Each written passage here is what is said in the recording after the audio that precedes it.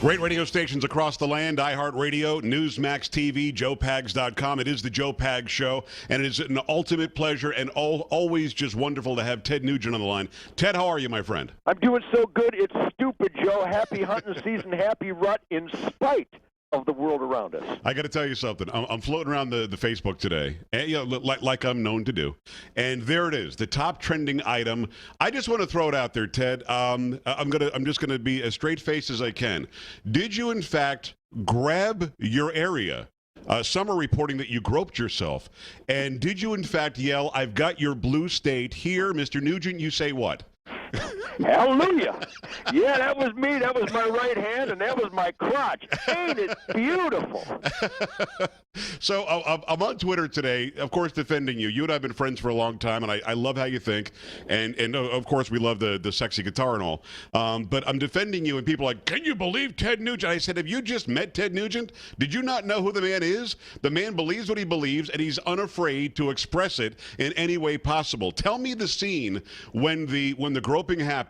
And if you look, I've been to your concerts many times, as you know. I know what the concert looks like. I know what it sounds like. So I'm not surprised by this, but I love the line. Set it up for me. Well, here I was in my beloved birth state of Michigan, just outside of Detroit, where the spirit runs at high velocity and high volume. There was over 20,000 people at the Trump rally at an appropriate location called Freedom Hill. Yeah. And appropriately at Freedom Hill for a Trump rally in the otherwise embarrassing blue state of Michigan, who do you think they're going to call to play the Star-Spangled Banner on a really loud and obnoxious, sexy, greasy barbecue dome guitar? So I showed up. Who are they going to call? Tom Petty? No. Anyhow, so I was up there addressing the crowd, articulating, rather eloquently, I may add, yeah, how embarrassing it is that Michigan, which is wall-to-wall, working hard, playing hard, great, productive, work ethic, monster Americans. Oh, yeah. Great, great families. And here with 20-some thousand at Freedom Hill for Donald Trump, I think more than any 20 or 30 rallies of Hillary Clinton, rightly so. And there was a fervor, there was a passion, there was an energy, there was a renewed hope that was palpable, that was tangible in the air, because Michigan isn't blue. It really is red.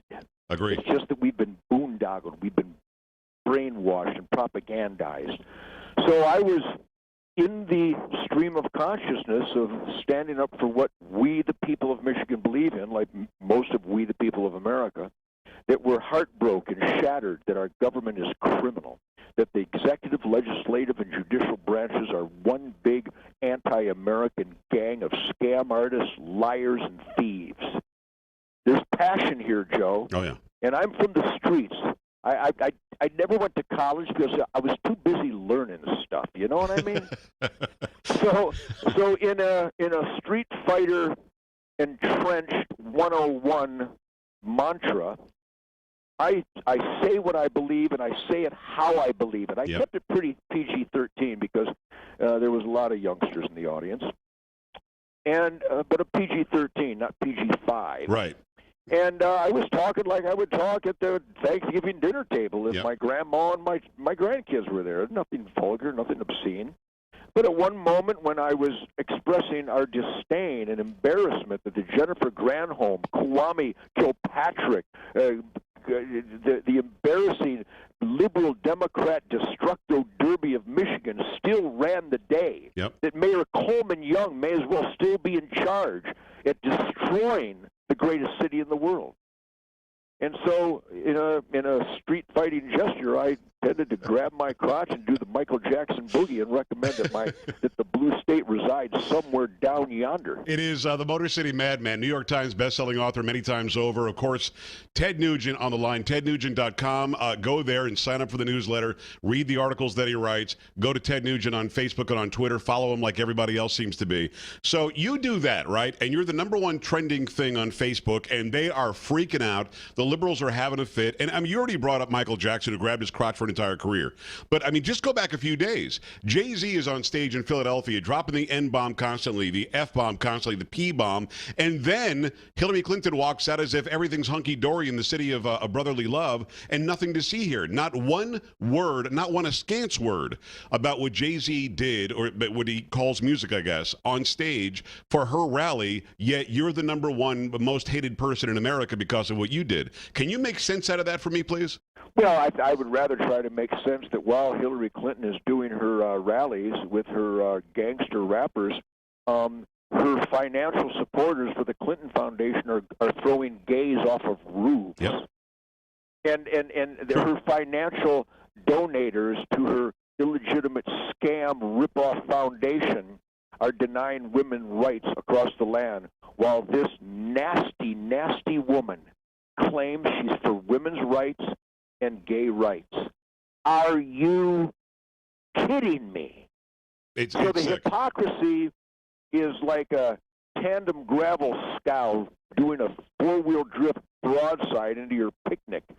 It couldn't be more obvious and glaring. That's why I see this passion, this renewed hope, Joe, that Americans are waking up, especially the red states and those that are blue that should be red. They're waking up that the only reason that Barack Obama became president 2 times and that Hillary Clinton isn't in jail, that Lois Lerner isn't in jail, that Loretta Lynch isn't in jail, that Eric Holder isn't in jail, is because of the self-inflicted curse of apathy, where so many we the people Americans have failed miserably at participating in our moral, spiritual, and intellectual obligation to be experimenters in self-government.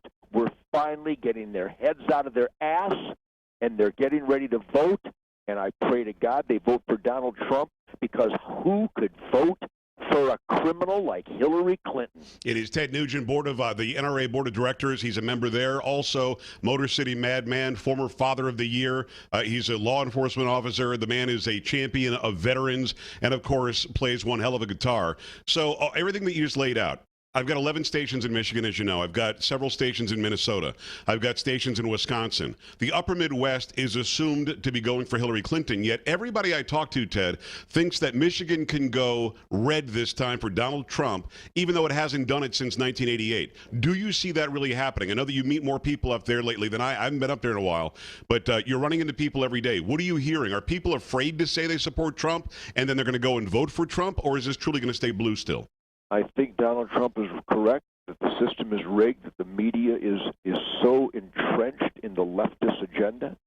I believe that the dishonesty of the media, the criminality of the government, and the propagandizing of academia have so powerfully overwhelmed the system that the lies live. Yes, I believe Michigan can become a red state tomorrow. Yes, that rally last night, the energy and the spirit and that attitude of rugged individualism and being the best that you can be was alive and well last night in Detroit, Joe. And I'm on my way to Grand Rapids, Michigan as soon as I get out of my tree stand in a few hours, and I'm going to play the national anthem like I mean it for all those flag-draped coffins where the warriors of the U.S. military sacrificed their lives for the U.S. Constitution while their commander-in-chief is violating it. Yeah. No. I believe that the tide has finally turned, because I forget the French philosopher's name who said that this republic can only last as long as the people figure out they can vote for somebody that will give them stuff from the working class. Yep. That's where we are right now. And I believe that Michigan is a red state, and I believe that tomorrow we will return to that glory. Well, what's interesting, and again, go to tednugent.com or at Ted Nugent on Facebook and Twitter. What's interesting is I get phone calls from people, hardworking blue-collar people in Michigan and the surrounding areas. I got a call from a guy from who is a UAW member. He's in the union, who says, I'm voting Trump, I don't care. I mean, if he gets UAW members to vote for him, and if the black turnout is lower than it's been for Barack Obama, and it probably will be because they felt a certain kinship there, you really might see Michigan turn. Now, the big media is trying to say that Michigan's out of reach. I don't think it is. I don't think Minnesota's really out of reach, to be honest with you. What do you predict for tomorrow? Again, you and I agree that Michigan is in play. What do you think is going to happen tomorrow? Do you think they're going to steal it from him? Even if he's winning, is it really so rigged that he doesn't win, or does he have a chance?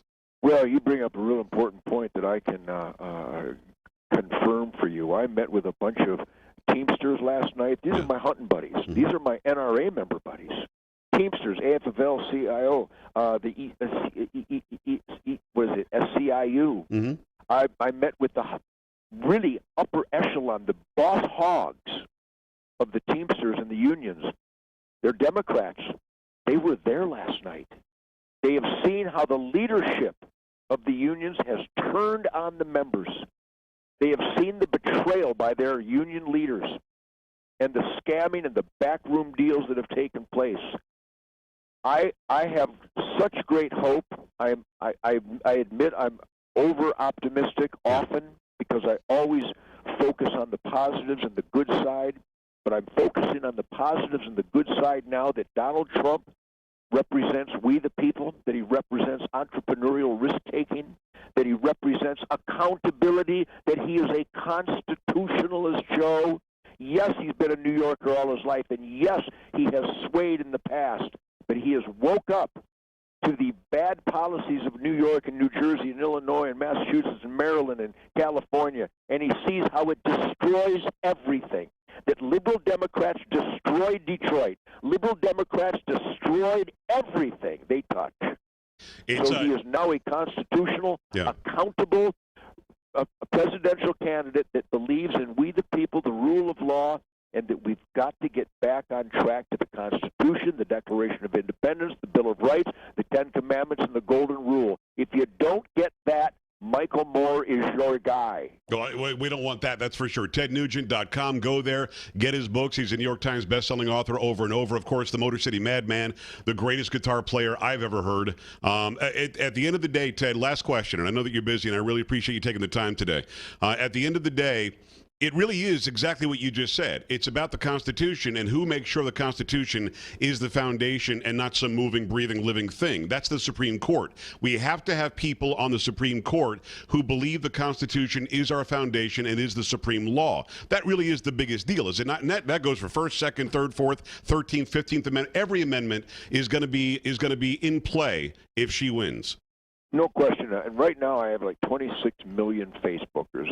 I just can't believe it. But you should see that Joe Pag, Ted Nugent, and common sense and self-evident truth and logic in the American way, it's alive and well, Joe.